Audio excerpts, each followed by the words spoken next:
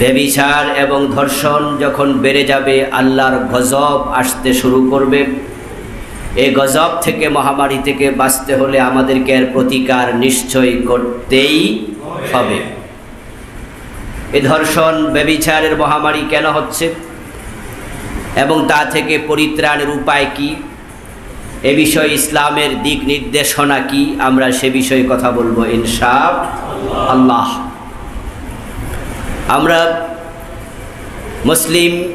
মুসলমানের কাজ হচ্ছে তারা অন্যায় করবে না, অন্যায় সহ্য করবে না।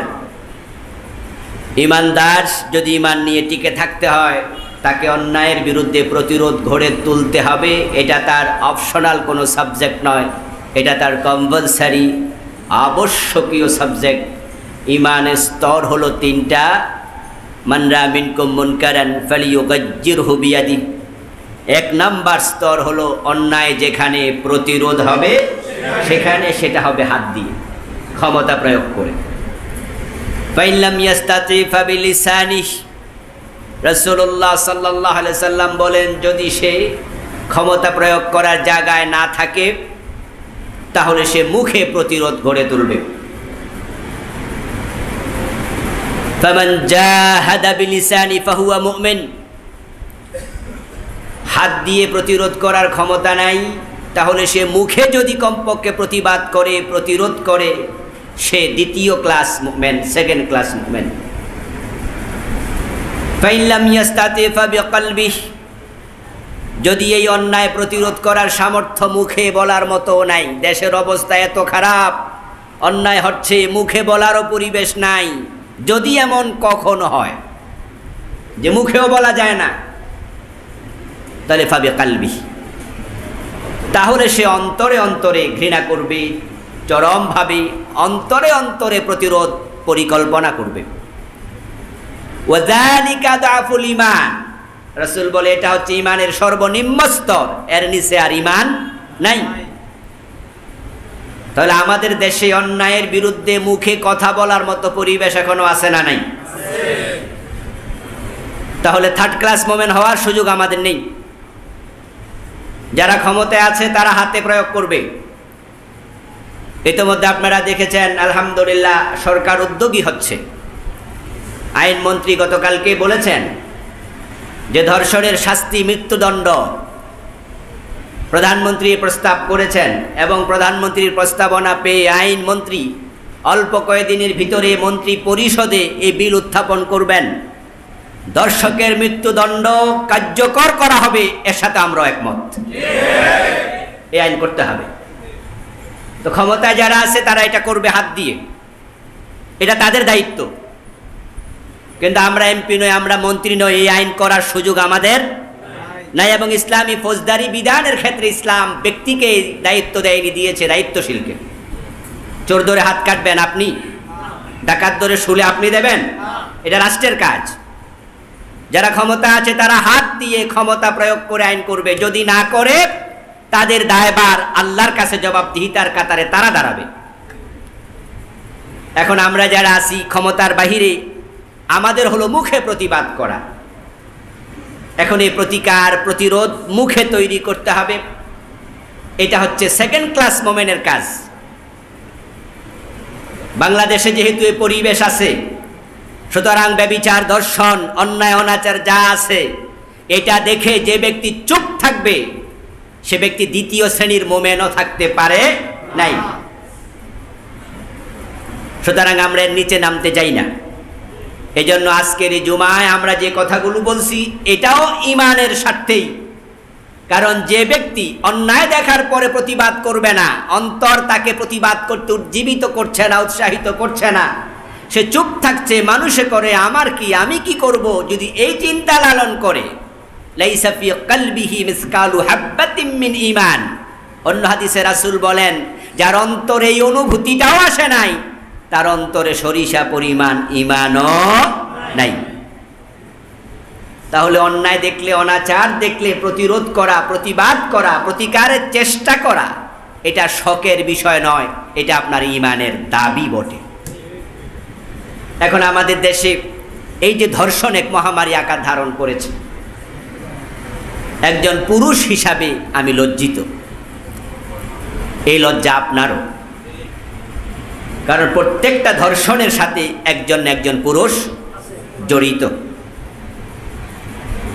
যখন টেলিভিশনের স্ক্রিনে ব্রেকিং নিউজ আলোকে ওঠে যে 3 বছরের মেয়ে ধর্ষিতা হয়েছে, প্রতিবন্ধী মেয়ে ধর্ষিতা হয়েছে, একজন নারীকে 6 জন পুরুষ পরিদর্শন করছে, ওই পত্রিকার নিউজ যখন দেখি, খবরে যখন দেখি, সেখানে আমার স্ত্রী বসা থাকে, আপনার স্ত্রী বসা থাকে, খবরগুলো তারা পড়ে, তখন পুরুষ হিসাবে মাথা হেট হয়ে যায়, লজ্জা লাগে।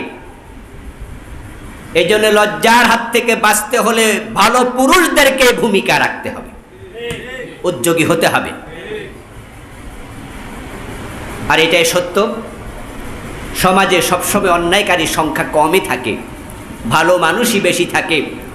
কিন্তু মনে রাখবেন, অন্যায়কারীদের কারণে অন্যায় সয়লাভ হয় না, অন্যায়ের বিস্তৃতি ঘটে না। অন্যায়কারী কম, ওই অন্যায়কারীদের কারণে সমাজে অন্যায়ের প্রসার ঘটে না, বরং অন্যায়ের প্রসার ঘটে ভালো মানুষগুলোর নীরবতার কারণে। যখন ভালোরা চুপ থাকে, ওই অল্প কয়েকজন অন্যায়কারী পুরা সমাজটাকে জাহান্নাম বানিয়ে ছেড়ে দেয়। এজন্য ভালো মানুষরা চুপ থাকবে, তাদেরকে অধিকার ইসলাম দেয়নি। বলেছে তুমি অন্যায় করবা না, অন্যায় তুমি সহ্য করতে পারবে না। কুনতুম খায়রা উম্মাহ উখরিজাত লিন-নাস, তুমি শ্রেষ্ঠ প্রজাতি, সৃষ্টির মাঝে শ্রেষ্ঠ মাখলুক, তোমাকে বানানো হয়েছে অন্যের কল্যাণের জন্য। আল্লাহর হাবিব বলছেন উনসুর আখাকা যালিমান ওয়া মাজলুমা, তুমি দাঁড়ায় দাঁড়ায় রং তামাশা দেখবে জন্য তোমাকে মানুষ বানানো হয়নি, বরং তুমি জালেমকে সাহায্য করো, তুমি মাজলুমকে সাহায্য করো। উনসুর সিগায়ে আমর, রাসূল অর্ডার করছেন তুমি সাহায্য করো জালেমান, জালেমকে, ও মাজলুমান, অথবা মাজলুমকে। তুমি তামাশা দেখো না, সাহায্য করতে দৌড়াও, তোমার দায়িত্ব, এটা করতে হবে তোমাকে। অর্ডার করছেন বিশ্বনবী। আল্লাহর অর্ডার না মানলে কবিরা গুনাহ হয়, রাসূলের অর্ডার না মানলেও কবিরা গুনাহ হয়। আপনাকে মানতে হবে যদি আপনি মুমিন হন। সাহাবী প্রশ্ন করল, ইয়া রাসূলুল্লাহ আনসুরু মাজলুমান কাইফা আনসুরু জালিমান। ইয়া রাসূলুল্লাহ, যে ব্যক্তি মাজলুম তাকে আমি সাহায্য করব এটা আমি বুঝলাম, কিন্তু যে জালেম তাকে আমি কেমনে সাহায্য করি? রাসূলুল্লাহ বলেন, তাকে তুমি সাহায্য কিভাবে করে বোঝো না? তামনাহু মিনাজ যুলম ফা ইন্না যালিকা নাসরু। যখন দেখবা সে অন্যায় করছে, ওই অন্যায় প্রতিরোধ করে তোলো, তাকে অন্যায় করতে দিও না, এটাই তার সাহায্য। সুবহানাল্লাহ। এতে করে সেও কবিরা গুনাহ থেকে বেঁচে গেল, তুমি তাকে প্রতিরোধ করার কারণে সে অন্যায়টা করতে পারলো না, আবার সমাজের মানুষগুলো তার অন্যায় থেকে বেঁচে গেল। এই জন্য আপনাদের আমাদের দায়িত্ব চুপ থাকা নয়, আমাদেরকে অন্যায় প্রতিরোধ করতে হবে। আজকে ধর্ষণ এক মহামারী আকার ধারণ করেছে, আলহামদুলিল্লাহ। ইতোমধ্যে আপনারা দেখেছেন তামাম বাংলাদেশের ভালো মানুষগুলো জেগে উঠেছে, আলেম ওলামা, শিক্ষিত অশিক্ষিত, জেনারেল শিক্ষিত, সব শ্রেণী পেশার মানুষ যখন মিছিল মিটিং করা শুরু করেছে, আমরা দেখেছি প্রশাসন উদ্যোগী হচ্ছে, তাদের টনক নড়ছে এবং ধর্ষণকারীদেরকে অ্যারেস্ট করা হচ্ছে, রিমান্ডে নেওয়া হচ্ছে, তাদেরকে চূড়ান্ত মৃত্যুদণ্ডের আইন পাশের উদ্যোগ নেওয়া হচ্ছে। এতে বোঝা যায় প্রতিবাদের ফলাফল আছে। শব্দের অনেক শক্তি, অনেক শক্তি শব্দের। এই জন্য অন্যায় দেখে চুপ থাকবেন না। চুপ থাকা আপনার জন্য ইমানের পরিপন্থী কাজ। এখনই ধর্ষণগুলো কেন হচ্ছে, এ বিষয়ে শরীয়তের শাস্তি কি? জেনা ব্যভিচার করলে তার শাস্তি কি? শুধুমাত্র নারী ধর্ষিতা হচ্ছে তাই নয়, পত্রপত্রিকায় খবরে দেখলে লজ্জায় মাথাটা নিচু হয়ে যায়। কিছু কিছু মাদ্রাসাও পাওয়া যায় যেখানে শিক্ষক কর্তৃক ছেলেরা পর্যন্ত অপদস্থ হচ্ছে, বলাৎকার করা হচ্ছে। শরীয়তে এই বিষয়ে দিক নির্দেশনা কি? আমরা শরীয়ত বিষয়গুলো জানব এবং শরীয়তের আইন যদি প্রতিষ্ঠিত হয়, শান্তির সমাজ নিশ্চয় প্রতিষ্ঠিত হবে। এই জন্য ইসলামী আইনের জন্য, কোরআনের আইনের জন্য আমরা কথা বলবো। গতকালকে ফেসবুকে ছাত্রলীগের সাবেক কেন্দ্রীয় সেক্রেটারি জেনারেল গোলাম রাব্বানির একটি স্ট্যাটাস পড়েছিলাম। সে লিখেছে, যদি কোরআনের আইন দিয়ে দেশটা চালানো যেত তাহলে এত অন্যায় থাকতো না। এই গতকালকে পড়লাম। সোনারগাঁ হোটেলের বলরুমে হাফেজ যারা বাংলা ভিশন চ্যানেলে ফার্স্ট সেকেন্ড থার্ড হলো, তাদের সেখানে সংবর্ধনা দেয়া হবে। আপনার শেষ প্রোগ্রাম যেটা রমজানের 27 তারিখ দেখা, ওই প্রোগ্রামে আমি একজন গেস্ট বিচারক হয়ে হাজির হলাম। তো সেখানে আমি রাব্বানিকে পেয়েছিলাম, তখন সে রানিং সেক্রেটারি জেনারেল ছিল। ঢাকা ইউনিভার্সিটির বিসি সাহেব এসেছিলেন। আমি সেখানেও দেখেছি সে কোরআনের আইনের পক্ষে কথা বলেছে। যেই দল করুক, কিন্তু মুসলমান হিসাবে কোরআনের আইনের পক্ষে কথা বলা সবার জন্য ফরজ। যে বলে নাই সে কবিরা গুনাহগার। আমি গতকালকেও পড়লাম, সে লিখলো যে কোরআনের আইনে চললে এত জেনা, ধর্ষণ, অনাচার হতো না। সরকার উদ্যোগী হচ্ছে, ধর্ষণ করলে পরে মৃত্যুদণ্ডের আইন হবে, কিন্তু আজ থেকে 1400 বছর আগে কোরআন এই আইনটা দিয়েছে। সুবহানাল্লাহ। যারা হেরাপ করবে, হেরাবা, যারা ধর্ষণ করবে, জোর বল প্রয়োগ করে নারীর ইজ্জত ছিনিয়ে নেবে, কোরআনে 1400 বছর আগে আইনটা আছে। বাংলাদেশের বয়স হয়ে গেল 50 বছরের বেশি। এই দেশে ধর্ষণ নতুন কিছু না। আজ থেকে 20 বছর আগে ধর্ষণ ছিল না, 30 বছর আগে ছিল না, 40 বছর আগে ছিল না। তাহলে ধর্ষণ তো নতুন কিছু না, কিন্তু এখন আইন করা লাগতেছে কেন? কারণ এই দেশে ধর্ষকেরা মুক্তি পায়, তাদের বিচার হয় না, রাজনৈতিক প্রভাব বলয় থেকে তারা ধর্ষণের আবার উৎসাহী হয়। এই জন্য এখন আইন করা লাগছে। এই আইন যদি কার্যকর হয়, আজ থেকে 5 বছর 3 বছর পরে আর ধর্ষণ পাওয়া যাবে না। কোরআনের এই আইনটা যদি আরো 50 বছর আগে ডক্টর কামালের টানা নিয়ে সরাসরি কোরআনকে সংবিধান বানিয়ে দেয়া যেত, তাহলে আমাদের মা বোনরাই 50 বছরে ধর্ষিতা হতো না। চোর ধরে হাত কাটা আইন করে দেন, দরজা খুলে ঘুমাতে পারবেন। আরে ভাই, ইসলাম অর্থ কিন্তু শান্তি না। ইসলাম অর্থ হলো সারেন্ডার করা, আত্মসমর্পণ করা। আর আত্মসমর্পণ করলে শান্তি প্রতিষ্ঠিত হয়। দুই দল যখন যুদ্ধ করতে থাকে, দুই দলে, তখন কি শান্তি না অশান্তি? এক দল যদি সারেন্ডার করে, শান্তি। ইসলাম মানে হলো সারেন্ডার টু আল্লাহ কমপ্লিটলি। আমরা যদি আল্লাহর কাছে পরিপূর্ণ আত্মসমর্পণ করে দেই, তাহলে আল্লাহর আইনগুলো মেনে নিলে শান্তি আলটিমেট আসবে। ইসলাম অর্থ শান্তি নয়, ইসলাম অর্থ সারেন্ডার করা। আমরা ইসলাম নিয়েছি শান্তির জন্য, কিন্তু সারেন্ডার করি নাই, তাই শান্তিও নাই। চোর ধরে হাত কাটার আইন করো, দরজা খুলে ঘুমাবে, চুরি হবে না। ডাকাত ধরে শুলে চড়ে আইন করো, ডাকাতি হবে না, রাস্তায় লাখ টাকা বুক পকেটে নিয়ে হাঁটবে। জেনা করলে 100 বেত লাগাও যদি অবিবাহিত হয়, প্রকাশ্য দিবালোকে। বিবাহিত হলে পাথর মারো।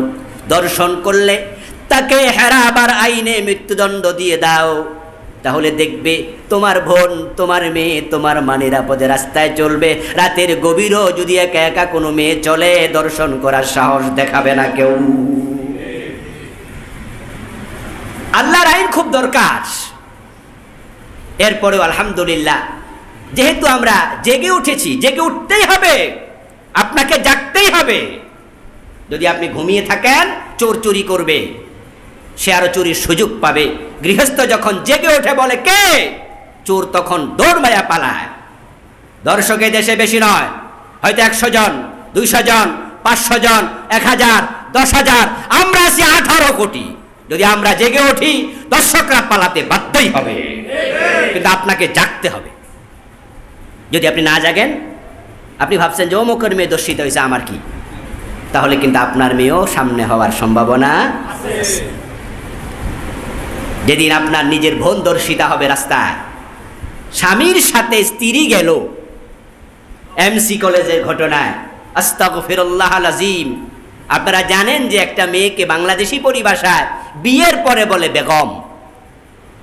বিয়ের আগে স্বাভাবিক তো মেয়েদেরকে বেগম বলে না। বেগম মানে কোনো দুশ্চিন্তা নাই, গাম মানে দুশ্চিন্তা। এটা ফার্সি শব্দ, উর্দুতেও ব্যবহার হয়, পার্সিতেও ব্যবহার হয়। বেগম, গাম মানে দুশ্চিন্তা, বে মানে নাই। আদব যার নাই তাকে বলে বে আদব। যার আদব আছে বা আদব, যার আদব নাই বে আদব। বে মানি ব্যতীত, বেগম দুশ্চিন্তা নাই।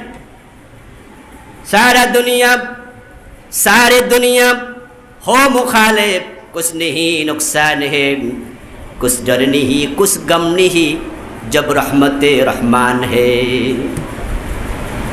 सारा दुनिया हो मुखालिफ, तमाम पृथ्वी আপনার বিরুদ্ধে হয়ে যাক, कुछ नहीं नुकसान है, কোনো অসুবিধা নাই, কোনো ক্ষতি নাই। कुछ गम नहीं, কোনো দুশ্চিন্তা নাই। कुछ डर नहीं, কোনো ভয় নাই। गम মানে দুশ্চিন্তা। जब रहमते रहमान है, যদি রহমানের রহমত আপনার সাথে থাকে, তাহলে উদ্দুর এই কবিতার মাঝে আপনি পেলেন কুছ গম নিহি। গম মানে কি?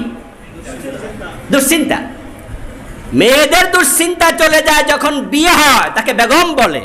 অর্থাৎ স্বামী পাওয়ার পরে একটা মেয়ে ভাবে আমার আর দুশ্চিন্তার কারণ নাই। আমার খাবার লাগবে, আমার স্বামী খাবার নিয়ে হাজির হবে। আমার কাপড় লাগবে, স্বামী হাজির হবে। আমি বিপদে পড়ে যাব, স্বামী হাজির হবে। আমি যখন নিরাপত্তাহীন হবে, আমার স্বামী নিরাপত্তার জন্য হাজির হবে। স্বামীর সাথে যখন স্ত্রী থাকে, কোনো দুশ্চিন্তা থাকে না। একটা ইয়াং যুবতী সুন্দরী মেয়ে যদি কক্সবাজার রওনা দেয়, আপনাদের এই সাইনবোর্ডে গাড়িতে ওঠে, স্বামী তার সাথে আছে, পাশের সিটে বউকে বসাইয়া দিয়া স্বামী এ সিটে বসছে, দেখবেন যে আধা ঘন্টা 1 ঘন্টার ব্যবধানে আপনার বউটা নাক ঢেকে ঘুমাচ্ছে। সে যে একজন সুন্দরী যুবতী, তার গলার মাঝে স্বর্ণের চেইন, কানের মাঝে স্বর্ণের দুল, তার নাকের মাঝে স্বর্ণ, লাখ টাকার স্বর্ণ আছে, তার কোনো চিন্তাই নাই। সে নাক ডেকে ঘুমায়, কারণ সে জানে নিরাপত্তার জন্য আমার সাথে একজন আমার স্বামী আছে। আমার কিসের চিন্তা? যেই স্বামীকে কাছে পেয়ে মেয়েরা নিশ্চিন্তে ঘুমাতে পারে, ওই স্বামীকে সাথে নিয়ে ঘুরতে গেছে এমসি কলেজে। সেখানে গিয়া 6 কাপুরুষ নরপিশাচ তাকে উপর্য পরিদর্শন করলো, স্বামীকে বেঁধে রেখে। এটা 90% মুসলমানের বাংলাদেশ ভাবতে আমাদের লজ্জা লাগছে।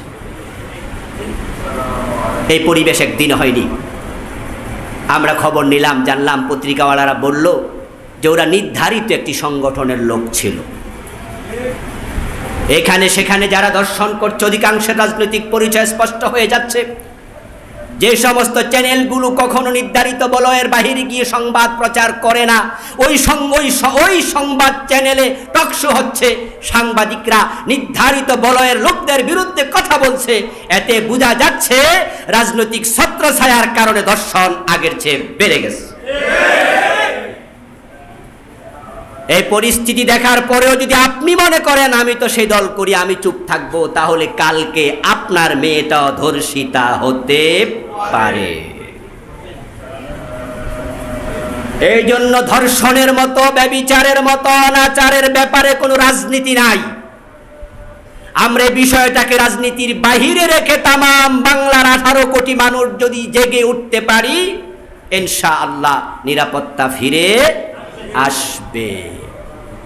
এই যাতনা যে কি সে বোঝে, যে যাতনার শিকার হয়েছে। একজন নারীর কাছে ইজ্জতের চেয়ে দামি কোনো জিনিস পৃথিবীতে আর দ্বিতীয়টা নাই। সে বাবা বোঝে যার মেয়ে ইজ্জত হারিয়েছে, সে ভাই বোঝে যার বোন ইজ্জত হারিয়েছে। এই জন্য বিষয়টা আমরা বিস্তারিত কথা বলতে চাই। যে কারণে ধর্ষণগুলো হয়, ব্যভিচার হয়, 1 নাম্বার কারণ যেটা আমি মনে করি সেটা হচ্ছে আখেরাতে জবাবদিহিতার ভয় অন্তরে তাদের নাই। খোদাভীতি কমে গেছে। আমরা এমন একটি জাতি তৈরি করছি যে আমাদের যুবকেরা এখন আল্লাহর ভয় ভুলেই যাচ্ছে। খোদাভীতি অন্তরে নাই।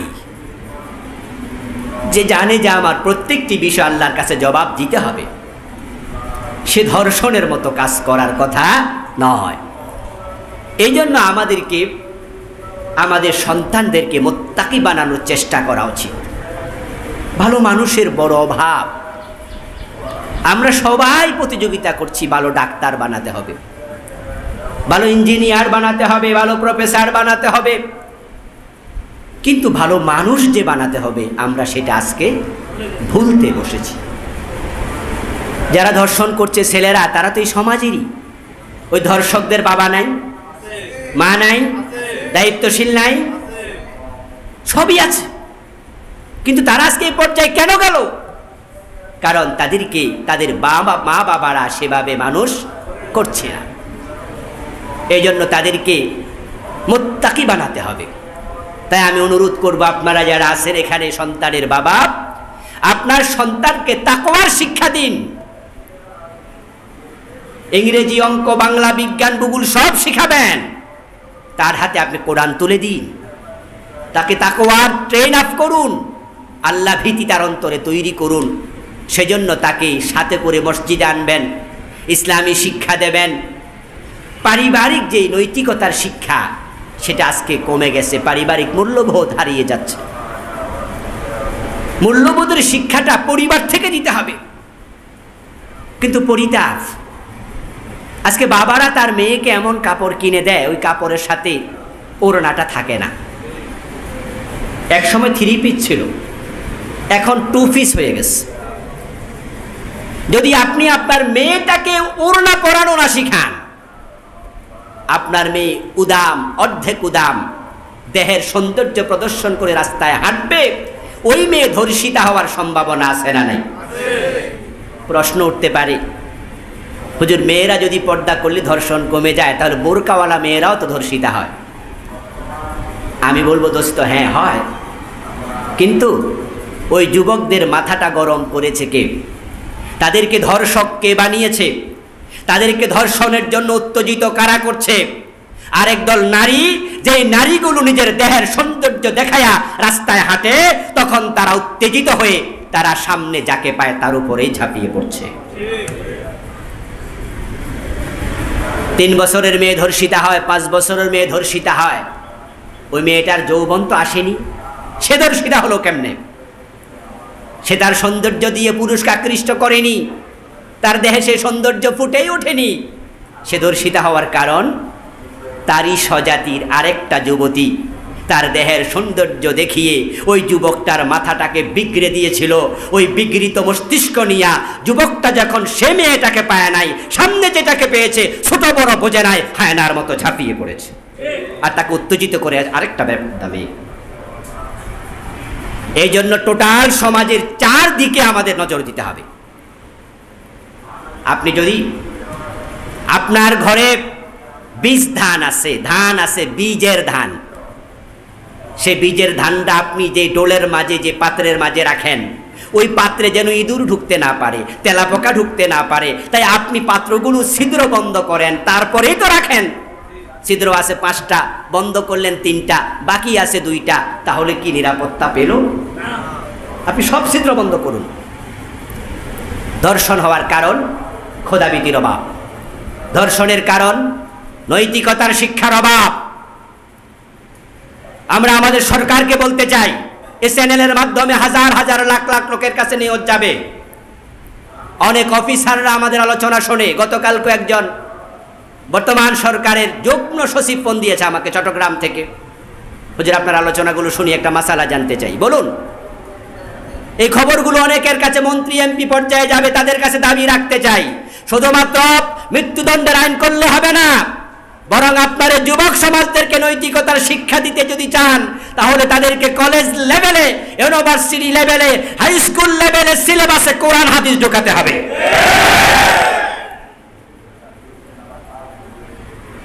ক্যান্সার হওয়ার পরে আপনি তার অঙ্গ কেটে ফেলবেন, এর সে কি ভালো ছিল না যেন ক্যান্সার দেহে হতে না পারে সে উদ্যোগ নেয়া? ধর্ষণ করার পরে আপনি আইন করে তাকে মেরে ফেলবেন, মৃত্যুদণ্ড দেবেন, এর চেয়ে তো ভালো হতো যদি সে ধর্ষকই না হতো। এই জন্য এই আইনটি শুধু নয়, বরং আমরা বলবো নৈতিকতার শিক্ষা এটা লাজেম। বাংলাদেশে যদি 1000 ধর্ষকের তালিকা করা হয়, তার মাঝে মাদ্রাসা পড়ুয়া, কামেল পাস, দাওরা পাস এমন ধর্ষক পাওয়া যাবে হয়তো 1000-এর মাঝে 2-3 জন, হাতে গোনা অথবা আরো কম। মাদ্রাসা পড়ুয়া তারা কি পুরুষ নয়? তাদের কি দেহে চাহিদা নেই? তো তারা ধর্ষক হয় না কেন? এর কারণ নৈতিকতার শিক্ষা। মানুষের অন্তরে আল্লাহর ভয় ঢুকিয়ে দাও, র্যাবের ভয় লাগবে না। আল্লাহকে যারা ভয় করে তারা প্রশাসনকে ভয় করা লাগে না, আল্লাহর ভয় তাদেরকে অন্যায় থেকে বিরত রাখে। এটাই নিয়ম, এটাই নিয়ম। এজন্য আমরা বলবো নৈতিকতার শিক্ষা কম্পালসারি করুন, এটাকে বাধ্যতামূলক করুন। কোরআন এমন এক কিতাবের নাম, যে কিতাব যখন কারো হাতে তুলে দেয়া হয়, যালিকাল কিতাবু লা রাইবা ফীহি হুদাল লিল মুত্তাকিন, ওই কিতাব তাকে হেদায়েতের পথে পরিচালিত করে। সুবহানাল্লাহ। কিতাবুন আনজালনাহু ইলাইকা লিতুখরিজান নাস মিনাজ যুলুমাতি ইলান নূর, অন্যায় থেকে আলোর পথে এটা দেখাবেই, নিয়ে আসবেই। এইজন্য নৈতিকতার শিক্ষাকে সিলেবাসভুক্ত করতে হবে যদি ধর্ষণ থেকে জাতিকে রক্ষা করতে হয়। পারিবারিক মূল্যবোধ সরকার এই আইন করার আগ পর্যন্ত আপনারা নিজেরা করবেন। একজন বাবাও থাকবে না যে বাবা নিজের সন্তানকে কোরআন হাদিস পড়াবে না। মিশকাতুল মাসাবি পড়ায় দেবেন, কিতাবুল আদব আছে, সেখানে আপনার সন্তান কিভাবে মানুষ হবে একটা হাদিসের কিতাব ভালো করে পড়ায়া দিলে সে নিজেই সেখান থেকে নিজের রাস্তা খুঁজে পাবে। আর সে উদ্যোগ আপনাকে নিতে হবে। ইংরেজি শিখাইতে পারলেন, অঙ্ক শিখাইতে পারলেন, কোরআন হাদিস শিখাইতে পারবেন না কেন? নিশ্চয়ই পারবেন যদি উদ্যোগী হন। আপনার সন্তানকে যদি ধর্ষণের হাত থেকে বাঁচাতে চান, নিজের ছেলেটা ধর্ষক না হোক এটা চান, তাহলে তাকে নিশ্চয়ই পারিবারিক মূল্যবোধ শেখাতেই হবে। আর যেটা বলে ফেলেছি, রাজনৈতিক ছত্র ছায়া দেয়া যাবে না। আলহামদুলিল্লাহ ইতোমধ্যে আমাদের মাননীয় আপনার ওবায়দুল কাদের সাহেব, অনেক বড় নেতা, তিনি বলেছেন যে ধর্ষকের ব্যাপারে আমরা কোনো রাজনৈতিক দলের বিবেচনা করব না। এই কথাটা আমি রুট লেভেল পর্যন্ত নিতে চাই। আপনারা মেম্বার আছেন, চেয়ারম্যান আছেন, এখানে এলাকার নেতারা আছেন, যখন আপনাদের এলাকাতে ধর্ষণের মতো ঘটনা ঘটবে, সে যদি আপনার দলের লোক হয়, আপনি প্রতিরোধ করার জন্য এগিয়ে যেতে হবে। বলবেন যে এখানে আমি দল টল আর বুঝি না। যদি আমরা এটা করতে পারি, তাহলে ধর্ষকরা ধর্ষণের সাহস করবে না। আপনি কি লক্ষ্য করেছেন নোয়াখালীর বেগমগঞ্জে আজ থেকে 1 মাস আগের ঘটনা, মানে ইউটিউবে ফেসবুকে আসার 32 দিন আগের ঘটনা, তারা ওই মেয়েটার উপরে এত বড় ধরনের নির্লজ্জ কাজ করলো, এটা ছবি নিল, তারপরেও সেখানে তাদেরকে বিচারের আওতায় আনা হলো না। যদি ওই লোকেরাই এটা ফেসবুকে না দিত, তাহলে আমরা হয়তো জানতামও না। ইতোমধ্যে 11 জন অ্যারেস্ট হয়েছে। তাহলে এখানে জড়িত যারা 1-2 জন না, 11টা, আরো কম বেশি যাই হোক, এতগুলো লোকে একটা মেয়ের গায়ের পুরাটা কাপড় কেড়ে নিয়ে ভিডিও করলো। আচ্ছা, এই ঘটনা কি এলাকায় জানাজানি হয় নাই? তাহলে প্রশাসন পর্যন্ত এটা কেন গেল না? কারণ রাজনৈতিক ছত্রছায়া।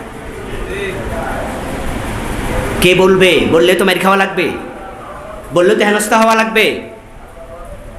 কিন্তু যখন তারা নিজেরা এটা ফেসবুকে দিয়েছে, তাহলে আপনি বলুন তাদের সাহস কত যে এত বড় অন্যায় করার পরে আমি নিজে আবার ফেসবুকে দেব।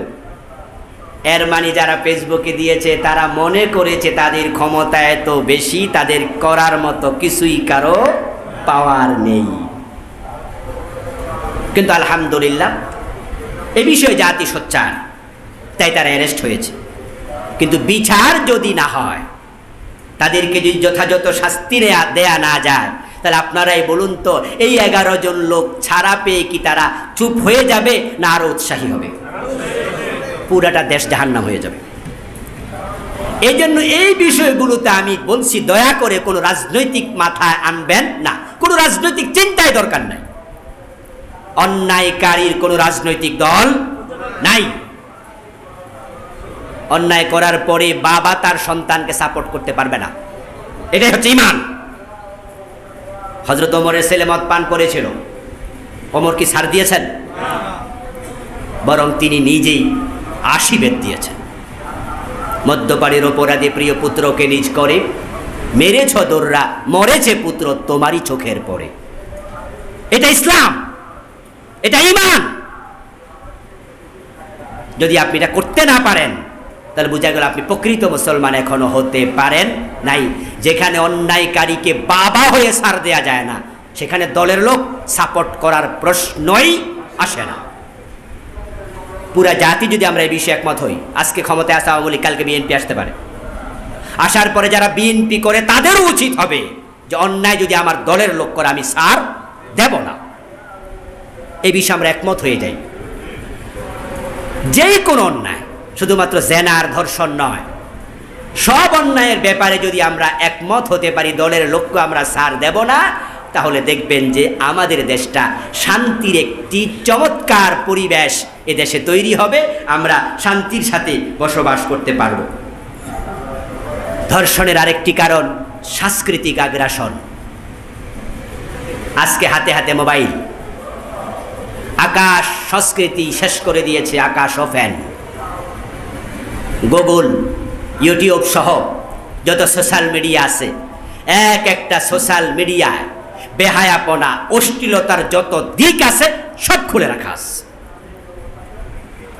এ বিষয়ে সরকার যদি মনোযোগী না হয়, প্রশাসন যদি মনোযোগী না হয়, এই সোশ্যাল মিডিয়া আমাদেরকে শেষ করে দেবে। সিনেমা দেখার জন্য এখন আর সিনেমা হলে যাওয়ার প্রয়োজন নেই, পতিতা দেখার জন্য পতিতালয়ে যাওয়ার প্রয়োজন নেই। যত অন্যায় অনাচার সব আছে এখানে। আপনারা বলুন তো, সরকার চাইলে কি বন্ধ করতে পারে না? যদি বন্ধ না করে তাহলে চরিত্রবান জাতি পাওয়া যাবে না। আমরা বিয়ে করার আগে যেই সব দৃশ্য আমরা ভাবতে পারিনি, কখনো চোখে দেখিনি, এখন মোবাইলের কারণে ক্লাস 8-এ 9-এ পড়ুয়া পোলাপান ওই দৃশ্যগুলো দেখে ফেলছে। জাতিকে আপনি বাঁচাবেন কেমনে? এই জন্য ধর্ষণের বিরুদ্ধে যেমন মিছিল হয়, মিটিং হয়, শাহবাগের মোড়ে দাঁড়ায় মিছিল করছে, ইউনিভার্সিটির ছেলেরা করছে, মাদ্রাসার হুজুররা করছে। আজকে বাইতুল মোকাররম থেকে বিশাল মিছিল বের হবে কিছুক্ষণ পরে, অনেক মসজিদ থেকে বের হচ্ছে। ঠিক আকাশ সংস্কৃতির ব্যাপারও আমাদেরকে এভাবেই জেগে উঠতে হবে। যদি জেগে না ওঠেন, আপনার সন্তান চরিত্র নিয়ে বড় হতে পারবে না। এই যে আজকে করোনা ভাইরাসের কারণে আমাদের শিক্ষা প্রতিষ্ঠান বন্ধ, সরকার শিক্ষা দেওয়ার জন্য শিক্ষকদেরকে বলছে তাহলে একটা কাজ করেন, বাসায় বসে ক্লাস করেন। তো বাসায় বসে কিভাবে? মোবাইলের মাধ্যমে, জুমে। এখন বাচ্চার হাতে মোবাইল দেওয়া লাগতেছে, সে ক্লাস 9-এ পড়ে, তার ক্লাস 8-এ পড়ে, ক্লাস ইন্টারমিডিয়েটে পড়ে, এটা কিনেই দিতে হবে। এই যে আপনি একটা মোবাইল কিনে দিলেন, কম্পিউটার কিনে দিলেন, যদি আকাশ নিয়ন্ত্রণ করা না হয়, ওই তার মোবাইলটাই তাকে চরিত্রহীন করে দেবে, আর কিছু লাগবে না, শেষ করে দেবে। যেই ছেলেটা তার মোবাইলের মাঝে ধর্ষণের ভিডিও দেখে, খারাপ ছবি দেখে, ব্লু ফিল্ম দেখে, নীল ছবি দেখে, ওই ছেলে তো ইন্টারমিডিয়েটে পড়ে, তার তো বউ নাই। এখন আপনারাই বলুন তো, এই ছবিগুলো দেখার পরে তার ভিতরে খারাপ উত্তেজনা আসে কিনা? তো আসলে সে দর্শন করবে না, করবে কি? কারণ তাকে তো আপনি উত্তেজিত করেছেন। এই জন্য আকাশ সংস্কৃতির ব্যাপারে সাবধান হওয়া লাগবে। ভারতের আগ্রাসী হামলা বাংলাদেশের সাংস্কৃতিক অঙ্গনকে শেষ করে দিচ্ছে। বাংলাদেশের সিনেমা যথেষ্ট নয়, ভারত থেকে যৌথ প্রযোজনার সিনেমা আনতেছে। তাদের চ্যানেল বাংলাদেশে বন্যার পানির মতো ঢুকে গেছে। বাংলাদেশের একটা চ্যানেলও ভারতে নাই, আর ভারতের সবগুলো বাংলাদেশে। এই চ্যানেল যদি নিয়ন্ত্রণ করা না যায়, ধর্ষণ বন্ধ করা যাবে না। আপনারা দেখতে পাচ্ছেন ইতিমধ্যে একটা মেয়ে একটা ছেলের সাথে 3 মাস ধরে লাগাতার স্বামী স্ত্রীর মতো জীবনযাপন করেছে। করার পরে 3 মাসের ব্যবধানে ছেলেটা মেয়েটাকে কিক আউট করে দিল। এখন আর খবর নেয় না, কারণ সে যা চেয়েছে সে তা পেয়েছে। এখন খবর নেবে কেন? মেয়েটা গিয়ে থানায় বলে আমারে ধর্ষণ করছে, 3 মাস বিয়ের কথা বলছিল, আমার এই করছে ওই করছে। সরকার বলে তাই তো ঠিক, ধর্ষণ করছো কেন, মামলা দাও। আমার প্রশ্ন, এখন ওই ছেলেটার সাথে মেয়েটা যোগাযোগ করছে, ধর্ষিত হওয়ার মতো পরিবেশ তৈরি করছে, একে অপরের সাথে লিভ টুগেদার সিস্টেমে চলেছে, তাদেরকে এই কাজেই পরকীয়া ব্যভিচার উত্তেজিত করেছে ভারতের চ্যানেলগুলো। ভারতের চ্যানেলগুলোতে বেহায়াপনা ছাড়া একটা সিনেমা নাটকও নেই। যদি আপনারা চান দর্শন বন্ধ করতে, তাহলে ভারতের চ্যানেলগুলো বন্ধ করতেই হবে। এটা সম্ভব, সরকার যদি চায়। যারা যেই কোম্পানি, যতগুলো খারাপ সিন মোবাইলের ভিতরে আছে প্রত্যেকটা আপলোড করার লোক আছে। কোনটাকে আপলোড করেছে, কোন কোম্পানি করেছে, কোন ব্যবসায়ী করেছে, সরকার চাইলে ট্র্যাকিং করে প্রত্যেকটা বের করার ক্ষমতা সরকারের আছে। বেগমগঞ্জের মেয়েটার যে ছবিটা আপলোড করা হয়েছিল, সরকার ইতোমধ্যে হাইকোর্ট বলেছে ওই ছবিটা সরায় নাও। সরকার যখন, হাইকোর্ট যখন বলছে ছবিটা সরায় নাও, ছবিটা সরিয়ে ফেলা হয়েছে। ঠিক একইভাবে যদি সরকার আগামীকাল আদেশ করে, আমাদের হাইকোর্ট বলে বাংলাদেশের আকাশে যত সাংস্কৃতিক আগ্রাসন আছে, খারাপ ছবি আছে, সবগুলো 1 সপ্তাহের ভিতরে সরাতে হবে। 1 সপ্তাহ পরে দেখবেন আপনার সন্তানের মোবাইল ফোনটা পবিত্র হয়ে গেছে। সেজন্য আজকের ধর্ষণের বিরুদ্ধে যেভাবে জেগে উঠেছেন, ওটার বিরুদ্ধে আমাদেরকে জেগে উঠতে হবে। এরপরে যেটা, সেটা হচ্ছে জনপ্রতিরোধ।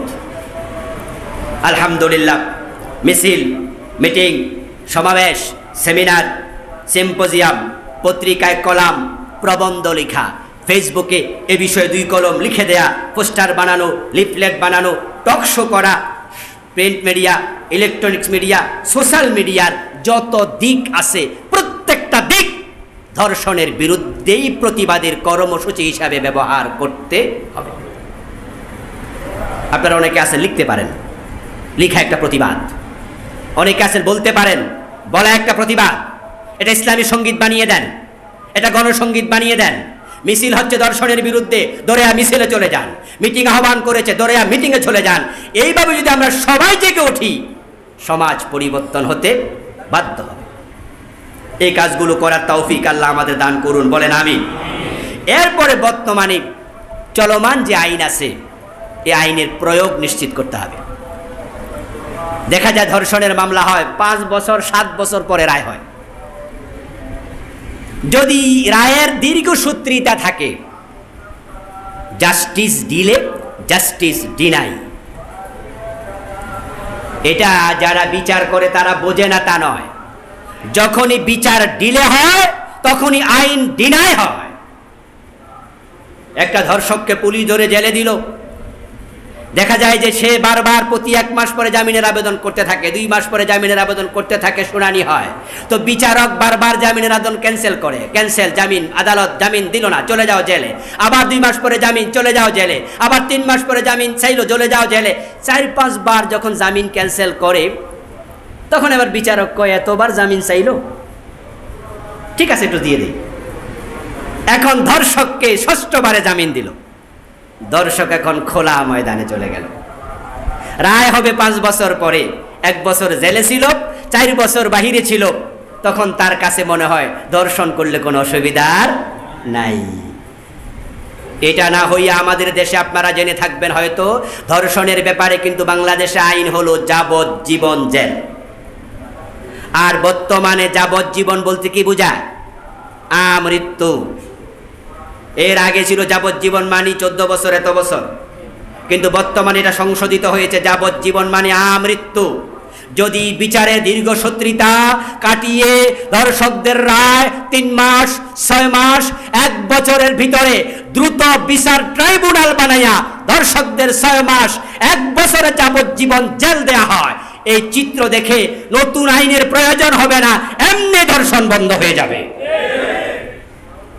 কিন্তু আপনারা নতুন করে আইন করবেন মৃত্যুদণ্ড, কিন্তু আবার রায় হতে লাগবে 10 বছর, লাভ নেই। এই জন্য এই বিষয়ে আপনাদের উদ্যোগী হওয়া লাগবে, জনগণকে জেগে উঠতে হবে।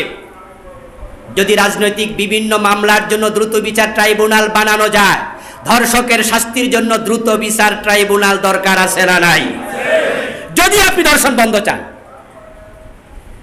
আর যদি মনে করেন যে না, বাচ্চা পোলাপান কানছে, একটা চকলেট দিয়ে ভুলিয়ে দিলাম, তাহলে ভিন্ন কথা। যে জাতি জেগে উঠছে ধর্ষণের বিরুদ্ধে, তাই জাতিকে থামানোর জন্য মন্ত্রী পরিষদে একটা আইন করলাম যে মৃত্যুদণ্ড, জাতি থেমে গেল। কিসের মৃত্যুদণ্ড? 10 বছরের বিচার 15 বছর লাগাইয়া দিমু, কি এর বিচার? এটা যদি হয় অপেক্ষা করুন, কালকে আপনি নিজে অথবা আপনার সন্তান ধর্ষিত হবে। যদি সত্যি আন্তরিকতার সাথে আপনি চান যে ধর্ষণটা বন্ধ হোক, তাহলে ধর্ষণের জন্য আলাদা ট্রাইব্যুনাল করা দরকার, করতেই হবে। তাড়াতাড়ি বিচার শুরু হয়ে যাক। এদারওয়ার বাহিনী, এমসি কলেজের ঘটনা যারা ঘটিয়েছে, মাত্র 3 মাস ব্যবধানে যদি রায় হয়ে যায়, এগুলোর ফাঁসি হয়ে যায়, মৃত্যুদণ্ড হয়ে যায়, যাবজ্জীবন হয়ে যায়, তাহলে দেখবেন 3 মাস পরে এই দেশে ধর্ষক খুঁজে পাওয়া যাবে না। রাসূলের যুগে জাহেলিয়াত ছিল, যেই দেশে আপনারা জানেন যে শুধুমাত্র মাল সম্পদ নয়, বুকের সন্তান কেড়ে নিয়ে বাজারে দাস বানাইয়া বিক্রি করত। চুরি ডাকাতিকে মানুষ পেশার পরিচয় দিত, বলতো আমি চোর, বুক ফুলে পরিচয় দিত আমি ডাকাত। কোরআনের আইন আসার পরে সব কিছু বন্ধ হয়ে গেল, কেউ চুরি করলো না।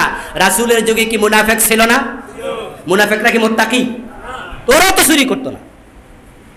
এর কারণ তারা জানতো চুরি করলে আমার হাতও কেটে দেবে। ওই মুনাফেকরা ডাকাতি করতো না, কারণ তারা মুত্তাকি নয়, তারা জানতো ডাকাতি করলে আমাকে সলে দেয়া হবে। মুনাফেকরা মদ পান করতো না, তারা জানতো মদ পান করলে আমাকে প্রকাশ্যে আশীর্বাদ দেয়া হবে। যেটাকে আমরা বলি ঠেলার নাম বাবাজি, মাইলের উপরে ঔষধ নাই, এটাই সত্য কথা। এই জন্য যদি দ্রুত বিচার ট্রাইব্যুনালের মাধ্যমে 3 মাস 5 মাসের ভিতরে রায় নিশ্চিত করা হয়, ইনশাআল্লাহ আমাদের সোনার বাংলা ধর্ষক মুক্ত হবে। সেজন্য আমাদেরকে উদ্যোগী হওয়া লাগবে। এরপরে ধর্ষণের ব্যাপারে সর্বোচ্চ আইন যখন করা হবে, আমাদের এখানে একটি প্রস্তাবনা থাকবে, সেটা হচ্ছে বাংলাদেশে ধর্ষণের যে সংজ্ঞা, এই সংজ্ঞায় পরিবর্তন আনতে হবে। বর্তমানে ধর্ষণের সংজ্ঞা যেটা আছে, এর আলোকে যদি সর্বোচ্চ যেটা শাস্তি মৃত্যুদণ্ড আইন হয়, তাহলে পুরুষেরা এখানে মাজলুম হবে। একটা মেয়ে একটা ছেলের সাথে লাগাতার 3 মাস ঘর সংসার করলো, হঠাৎ করে মেয়েটার মাথায় বুদ্ধি আসলো যে ছেলেটা যেহেতু আমার সাথে 2 মাস 3 মাস 1 দিন 5 দিন শারীরিক সম্পর্ক করছে, এখন ডিএনএ টেস্ট করলে আমার সাথে তার সম্পর্ক প্রমাণ হবে। বলল ছেলেটাকে যে তুমি আমার 5 লাখ টাকা দাও, 10 লাখ টাকা দাও। ছেলেটা বললো আমি কোত্থেকে দেবো, দেবো না। মেয়ে বললো আমি ধর্ষণের মামলা দিলাম।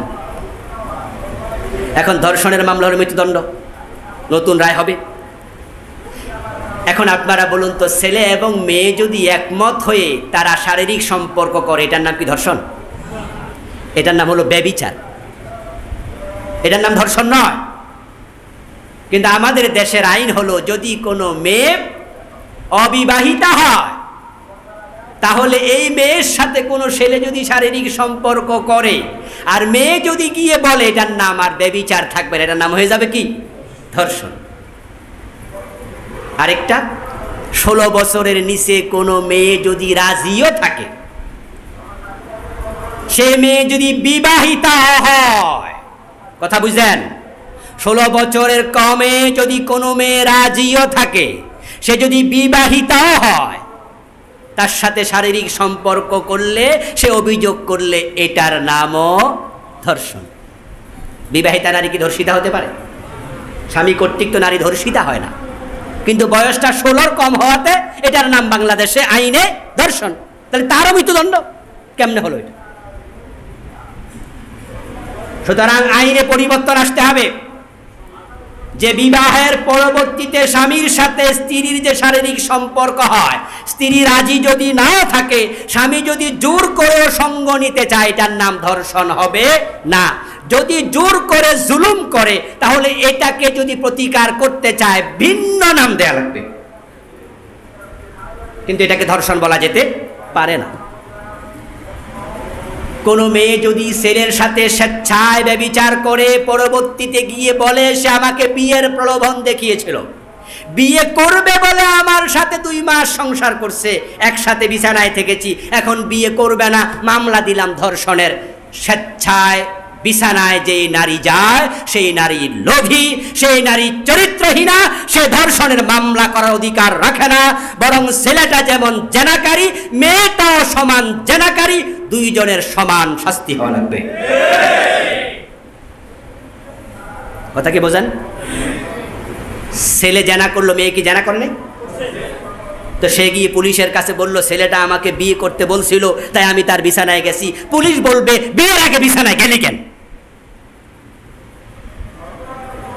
বিয়ের আগে যেই মেয়ে স্বেচ্ছায় অন্যের বিছানায় যায়, সে মেয়ে কি খুব ভালো মেয়ে? নির্দোষ। বরং ছেলে যেমন জেনা করছে, মেয়েটাও জেনা করে।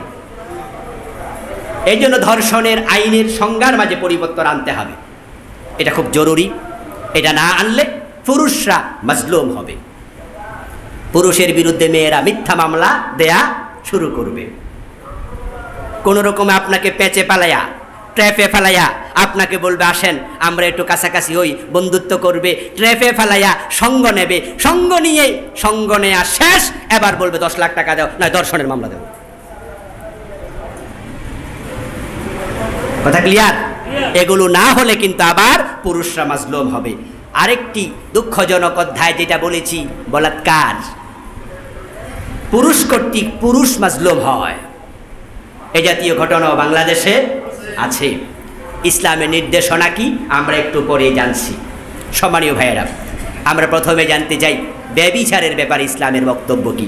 ব্যভিচারের ব্যাপারে আল্লাহ তাআলা সূরা নূরে বলেছেন, আয-যানিয়াতু ওয়াজ-যানি ফাজলিদু কুল্লা ওয়াহিদিম মিনহুমা মিআতা জালদা। ব্যভিচারিণী অথবা ব্যভিচারকারী পুরুষ নারী দুজন যদি তারা ব্যভিচার করে, তাদের প্রত্যেককে 100 করে বেত দিয়ে দাও, 100 করে বেত্রাঘাত করো। কুল্লু মিনহুমা, প্রত্যেককে আলাদা। ওয়ালা তাখুসকুম বিহিমা রাফাতুন ফি দীনিল্লাহ। সেই ব্যভিচারকারিণী নারী তোমার যতই প্রিয়জন হোক, তাকে 100 বেত্রাঘাত যখন দেবে, তাদের প্রতি তোমার অন্তরে সামান্য ভালোবাসা উদ্রেক করতে পারবে না। যে তাকে ভালোবাসা দেখাই একটা কম দিলাম, এই অধিকার আল্লাহ আমি তোমাকে দেই নাই। ইন কুনতুম তুমিনুনা বিল্লাহি ওয়াল ইয়াউমিল আখির। ও মুসলমান, তুমি যদি সত্যি আল্লাহর উপরে, আখিরাতের উপরে বিশ্বাস রাখো, যাকে 100 বেত দিবা, তার তোমার অন্তরে তার প্রতি কোনো ভালোবাসা আসতে পারবে না। ওয়ালিয়াশহাদ আযাবাহুমা তায়ফাতুম মিনাল মুমিনিন। এবং যখন তুমি তাকে 100 বেত্রাঘাত করবে, তখন তুমি ঘরের দরজা বন্ধ করে বেত্রাঘাত করো না, বরং প্রকাশ্য দিবালোকে একদল মানুষকে আগে জানাইয়া দিবা, তাদের সম্মুখে বেত্রাঘাত করবে। এতে করে যারা অন্যায়কারিণী তারা বেত্রাঘাত খেয়ে অন্যায় থেকে বিরত থাকবে। আর যারা দেখবে তারা কেমনে শাস্তি দেয়, দৃশ্য দেখে অন্যায়ের কথা ভুলে যাবে। ওয়ালিয়াশহাদ আযাবাহুমা তায়ফাতুম মিনাল মুমিনিন। একদল মুমিন সাক্ষী থাকবে, হাজির থাকবে, দেখবে, সবার সামনে শাস্তি দেবে। ইসলামের কি চমৎকার কার্যকর ভূমিকা। আমাদের দেশে যারা ব্যভিচার করছে, এটা হলো যারা বিবাহ করেনি তাদের জন্য। আর যারা বিবাহ করেছে, আশ-শাইখু ওয়াশ-শাইখাতু ইযা জানায়া ফারজুমুহুমা আল-বাত্তা। যারা বিবাহিত নারী পুরুষ, তাদেরকে তোমরা পাথর মেরে শেষ করে দাও। এবং সেটা ওয়ালিয়াশহাদ আযাবাহুমা তায়ফাতুম মিনাল মুমিনিন। একই ঘটনা ইসলামের ফৌজদারি বিধান কার্যকর হবে মানুষের সামনে। আল্লাহু আকবার। এবার বলুন তো, 100 বেত্রাঘাত করা হচ্ছে অথবা পাথর মারা হচ্ছে, এই দৃশ্যটা যদি টেলিভিশন চ্যানেলে লাইভ ব্রডকাস্ট করা হয়। আমাদের দেশে বিভিন্ন জায়গায় যখন মারামারি হয়, হানাহানি হয়, বিভিন্ন জায়গায় আগুন লাগে, তখন টেলিভিশন চ্যানেলগুলো কিন্তু লাইভ দেখায়। ঠিক যখন পাথর মারা হচ্ছে, 100 বেত দেয়া হচ্ছে, সেটা লাইভ দেখানো হবে, পত্রিকার হেডলাইন করা হবে। এইভাবে জাতিকে দেখতে দেয়া হবে, এ দৃশ্য তারা দেখবে। তাহলে যে ব্যক্তির মাথায় ধর্ষণের চিন্তা আসবে, তার মাথায় সাথে সাথে এই চিন্তাও আসবে, ধরা খেলে আমাকেও তাই করা হবে।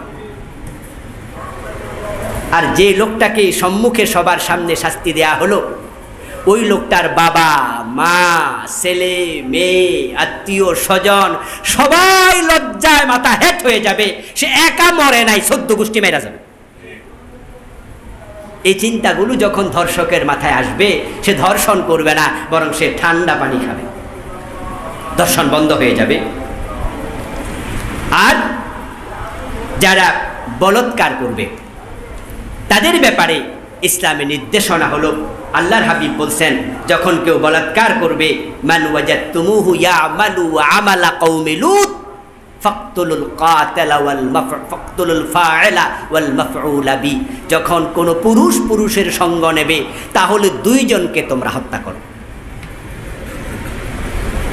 এখানে বিবাহিত নাকি অবিবাহিত কোনো রকমের রেয়ায়েত নাই। তাহলে এতে বোঝা যায় যে পুরুষ পুরুষের সাথে যখন ব্যভিচার করবে, তার শাস্তি জেনার চেয়েও বেশি। জেনার ব্যাপারে শাস্তি অবিবাহিত হলে বেত্রাঘাত দিয়ে ছেড়ে দাও, মাইরো না। কিন্তু যদি বলৎকার করে, তাহলে তাকে মেরে ফেলো, বিবাহিত হোক আর অবিবাহিত হোক। এখন ছেলেটা যদি মাজলুম হয়, তাহলে তাকে শাস্তি দেয়া যাবে না, জোর করে যদি করে। 2 জন যদি মিউচুয়ালি করে, ফাকতুলুল ফাইলা ওয়াল মাফউলা বি, রাসূল বলে 2 জনকে হত্যা করো। সাহাবায়ে কেরাম ইত্তেফাক, এই 2 জনের কাউকে ছাড় দেয়া যাবে না, হত্যা করো। কিন্তু হত্যার কাইফিয়ত নিয়ে সাহাবায়ে কেরামের মাঝে একটু ইখতিলাফ আছে। সেই ইখতিলাফ হলো, একদল সাহাবী বলছে তলোয়ার দিয়ে কল্লা কেটে দাও 2 জনের। আরেক দল সাহাবী বললেন যে না, তাকে পাথর মেরে হত্যা করো। আরেক দল সাহাবী বললেন যে না, তাকে জীবন্ত আগুনে ফেলে দাও, ইউহাররাকু বিন-নার। বলল, ছেলে যদি ছেলের সঙ্গ নেয়, এটা এত নিকৃষ্ট, তাকে আগুনে ফেলে দাও, জীবিত আগুন দিয়ে হত্যা করো। সব সাহাবী একমত, তাদেরকে হত্যা থেকে কোনো রকমে পরিত্রাণ দেয়া যাবে না। কিন্তু আজকে আমরা কিছু মাদ্রাসাতে এটা শুনি, আস্তাগফিরুল্লাহ। যদি এই শাস্তিটা দেয়া হতো, তাহলে বলৎকারের ঘটনাও ঘটতো না। এটাকেও ধর্ষণের আওতায় আনা উচিত। এটাকে একই মামলা এনে যারা বলৎকারের ঘটনা করবে, তাদের জন্য মৃত্যুদণ্ডের শাস্তিটা রাখা দরকার। যদি এটা না করা হয়, তাহলে মাদ্রাসাতেও আমাদের সন্তানেরা নিরাপদে থাকতে পারবে না। এখন ধর্ষকের শাস্তি কি? জেনারটা তো বললাম। ধর্ষকের শাস্তি হলো তাকে হেরাবের শাস্তি। আর কোরআন মাজিদে যারা হেরাবের সাথে জড়িত, তাদের শাস্তি, ইন্নামা জাযাউল লাযিনা ইউহারিবুনাল্লাহা ওয়া রাসূলাহু ওয়া ইয়াসআউনা ফিল আরদি ফাসাদা আন ইউকাত্তালু আও ইউসাল্লাবু আও তুকাত্তা আইদিহিম ওয়া আরজুলুহুম মিন খিলাফ আও ইউনফাউ মিনাল আরদ। সূরা মায়েদাতে আল্লাহ তাআলা বলছেন, যারা হেরাব সৃষ্টি করবে, ডাকাতি করবে, ধর্ষণ করবে, এটা একই অর্থে এসেছে। জোরপূর্বক ব্যভিচারকে হেরাব বলা হয়, ইগতিসাব বলা হয়। যারা করবে রাষ্ট্র উদ্যোগী হয়ে, তাদের ব্যাপারে আইয়ুকাত্তালু, আইন করবে তাদের কতল করো। তাহলে ছেলেটা যদি অবিবাহিত হয়, জেনা করলে 100 বেদ, কিন্তু ধর্ষণ করলে হত্যা। তাহলে ধর্ষণের ব্যাপারে কোরআনের আইনে হত্যা, এটা 1400 বছর আগে আল্লাহ বলেছেন। এখন এই বিধানগুলোর ব্যাপারে আমরা জাতিকে সচেতন করব, নিজেরা সচেতন হব, পরিবারকে সচেতন করব। প্রতিকারের যেই মৌলিক বিষয়গুলো, তাদেরকে নৈতিক শিক্ষায় শিক্ষিত করা, সন্তানদেরকে পর্দায় নিজেরা উদ্বুদ্ধ করা, মেয়েদেরকে ভালো পোশাক পরতে দেবেন। মেয়েরা যদি রাস্তায় খারাপ পোশাক পরে চলে, তাহলে আপনার মেয়ে ধর্ষিতা হবে। যদি ধর্ষিতা আপনার মেয়ে না হয়, সে অন্য পুরুষকে উত্তেজিত করলো, আরেকজন ধর্ষিতা হবে। এই জন্য টোটাল বিষয়টাকে মাথায় রেখে, পর্যবেক্ষণে রেখে, আল্লাহ তাআলা ধর্ষণ নামক এই অভিশাপ থেকে আমাদেরকে মুক্ত হওয়ার জন্য যে ক্রাইটেরিয়াগুলো ফলো করা উচিত, সেগুলো ফলো করার তৌফিক দান করুন। আল্লাহুম্মা আমিন।